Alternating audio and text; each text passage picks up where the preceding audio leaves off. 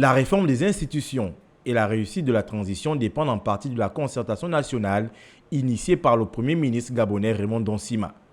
Alors que le 27 septembre dernier, le chef du gouvernement annonçait l'ouverture de l'appel à contribution sur le diagnostic de la situation du pays, plusieurs entités sont à pied d'œuvre pour apporter leur pierre à l'édifice.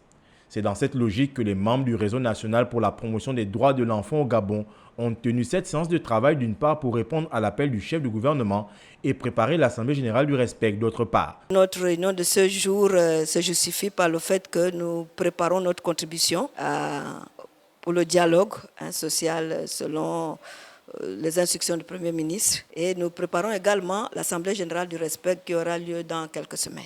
Si le respect considère que les enfants d'aujourd'hui sont les leaders de demain, le réseau appelle les autorités de la transition à prendre en compte la question des droits de ces derniers. Nous voulons un Gabon digne des enfants, un Gabon dans lequel les droits des enfants sont respectés. Et premièrement, le droit à la vie. Nous ne voulons plus qu'il y ait des enfants qui sont enlevés, qui disparaissent au grand désespoir des familles, des enfants qui n'ont pas d'acte de naissance, des enfants qui vivent dans la rue. Parce qu'il y a des problèmes dans les familles, des enfants qui passent plusieurs années en prison sans être jugés. On les visite souvent. Donc nous voulons vraiment que les enfants rentrent dans leurs droits.